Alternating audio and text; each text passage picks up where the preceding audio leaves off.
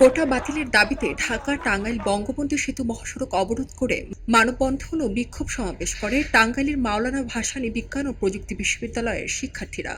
সরকারি চাকরিতে কোটা পদ্ধতি বাতিল ও 2018 সালের পরিপত্র পুনর্বহালের দাবিতে এ বিশ্ববিদ্যালয় থেকে বিপুল সংখ্যক শিক্ষার্থী অংশগ্রহণ করেন।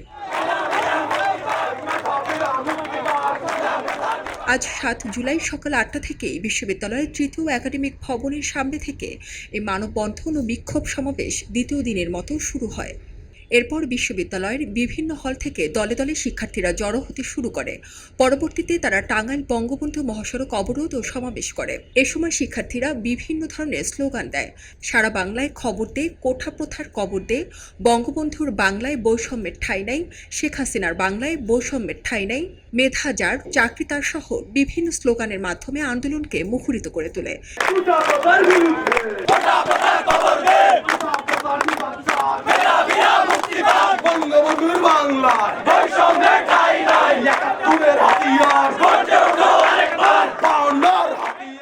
এ সময় মহাসড়কে প্রায় 20 কিলোমিটার ধরে যানবাহন চলাচল থেমে যায়।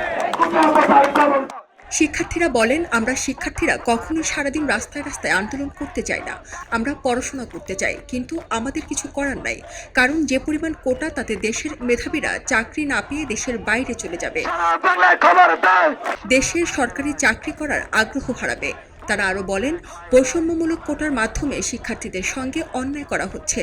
আমরা ইতিপূর্বেও সব অন্যায়ের বিরুদ্ধে আন্দোলন করেছি। এ বৈষম্য দূর না হওয়া পর্যন্ত আন্দোলন চালিয়ে যাব।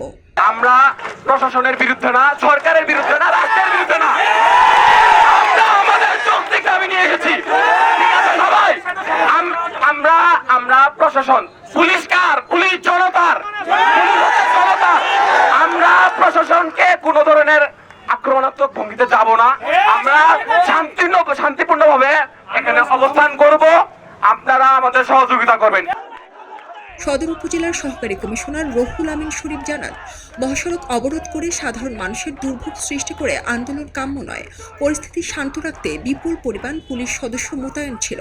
আমরা তাদের সাথে আলোচনা করছি ও তাদের দাবিগুলো উপর মহলে জানানো হবে। এলো খবরের কাগজ, নিখাত, নির্ভীক, নিরপেক্ষ।